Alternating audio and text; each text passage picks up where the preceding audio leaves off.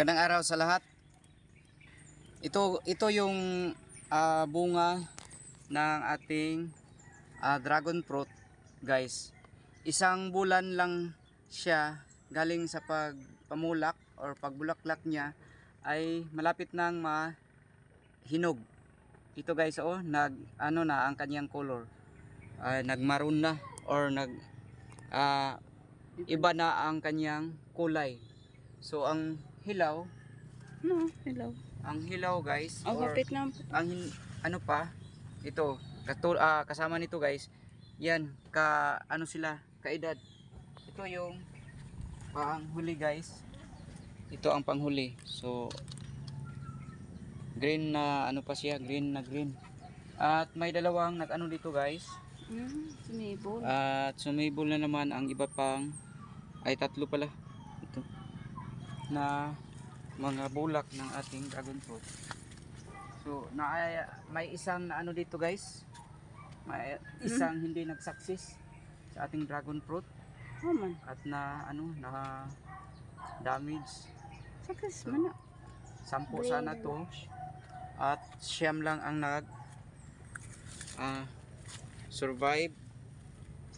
So matikman natin to guys, mga ilang araw na lang to ay matikman na natin ang ating organic na dragon fruit. Mga malalaki ito guys, siguro mga 3 ang 1 kilo nito, 3 or 2, tagkalahati siguro to. So madali lang siya guys, isang bulan lang galing sa may putot, oh, may bulaklak. Isang bulan lang siya galing sa pagpamulak niya ay padulong na, parating na sa pagka hinog, mahinog na siya. So ito na guys, malapit na tayong makatikim ng ating dragon fruit from Cotabato. Ito pa guys, at dito sa 9 may nagsaksis na, sa 10 may 9 na nagsasaksis.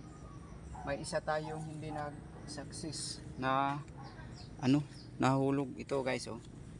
Hindi ito magsaksis na bulak, oh. Nag-discolor siya. Kaya na po.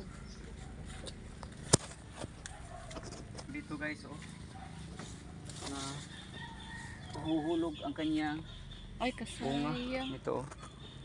Ito, so siya na nahulog, so hindi siya nag-success.